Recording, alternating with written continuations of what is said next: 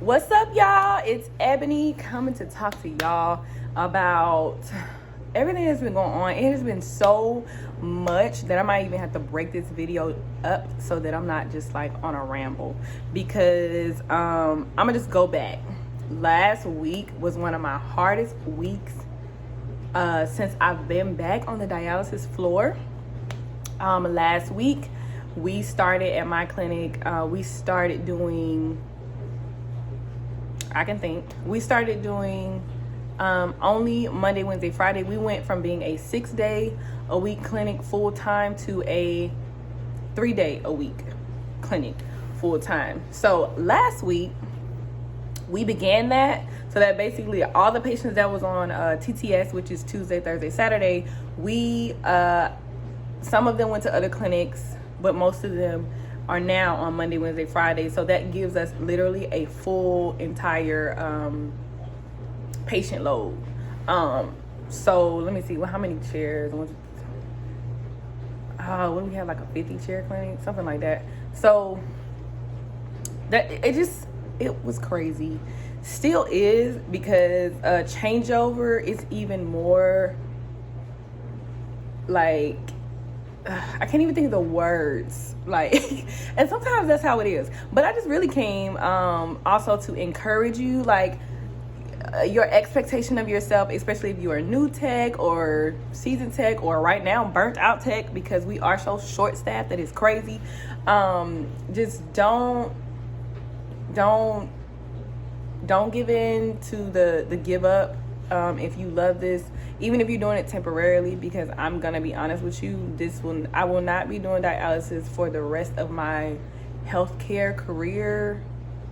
So, but I do love what I do currently, which I feel is also very important, but I'm not gonna be doing it forever. And like last week was really hard. Okay, so outside of just the normal, and I worked 5 days last week, even though we only have a 3-day clinic. So now on TTS we run COVID patients to keep them separated. But it was hard, from my job perspective, but it was also, I had a hard week personally. In my personal life, it was some things going on that really upset me, and it took for me to actually get some sleep to really get over it.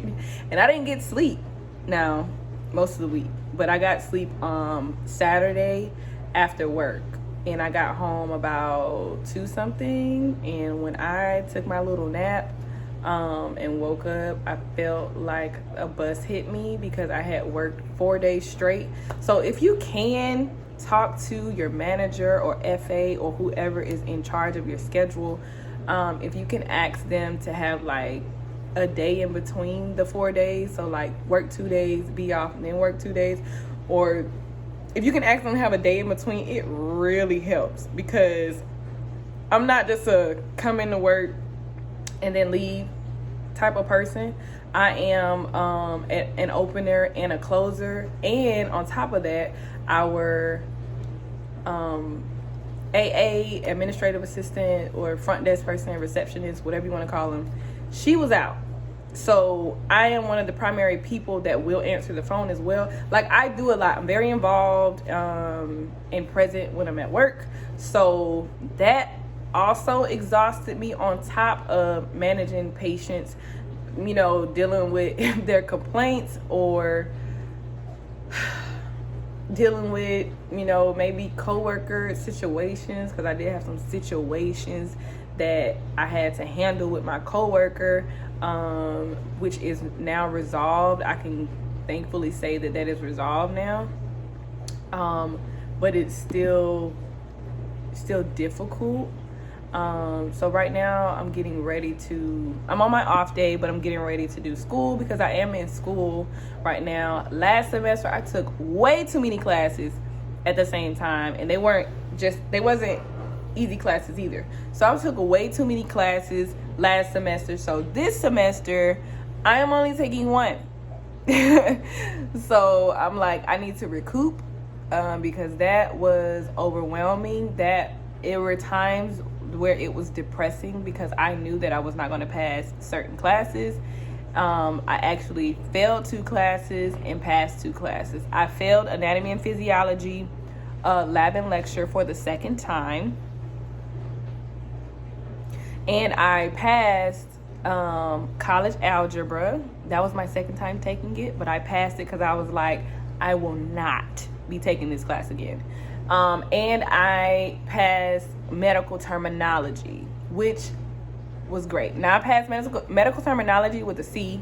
Honestly, I was not as present in that class, and it was online, so I'm not even gonna lie to you. I was definitely using my phone for some of the quizzes. If I didn't have to use the camera to take my test, phone it was. Not even gonna lie to you. When I look back at it, the class that I focused on the most was college algebra, because I was like, when I would try to focus on my anatomy and physiology lab and lecture, I would be overwhelmed by the information and overwhelmed by just not knowing where to study, like just not having a study technique, which is something that I am currently honestly still working on. So I just encourage you, the work-life balance, work-life school balance or whatever, it's difficult.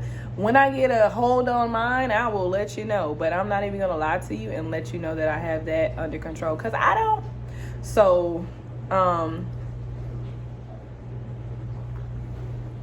just be encouraged. If you have a really rough day, sometimes it's not a rough day for me, it's a rough week, bro. Like, the week started out rough, and I'm like, okay, do better tomorrow. But it was like the do better didn't catch up till the weekend. Okay, like, I was late to work. Oh my gosh. I don't mind sharing my mistakes, and I try to be a very transparent person, not caring what anybody thinks about what I'm expressing to you as far as what I've done, because I will tell on myself as well. If you are one of those people that don't like sharing certain things, or if you're at a clinic and coworkers say things to you, whether it's your preceptor or not, or just someone, your babe partner or whatever, if they say things to you about your speed, about your time management, about your preparation, here's what I have to say to that, because I say this to the new techs all the time that I run into or experience. I say, listen, they can say what they want to say, but they make mistakes all day. Like, we all make certain mistakes. They just don't get called out on it, and you just don't see it. I see a lot of things happening. Every now and again, if I'm working that day, I lift my head up to breathe from the chaos, and I scan the room, and I see a lot. I don't scan the room to help, because I really, at that moment, I can't help nobody. I kind of scan the room to see if anyone can help me, or if someone, like, just to see, like, is everybody else drowning the way that I'm drowning, if I'm having one of those drowning days, or is everybody else is so busy to where we're just all, like, we have to focus on our pod only, and most of the time, yeah, so, because we can get really busy. So I'm like, I just told, a tech the other day, like, don't worry, and I tell her this all the time, like, don't worry about what anybody has to say about your mistakes, because they made a mistake today. You just didn't see it, or you didn't call it out or call them on it. And so how dare they? How dare they? How dare anybody act like they got it all together and they did everything perfectly?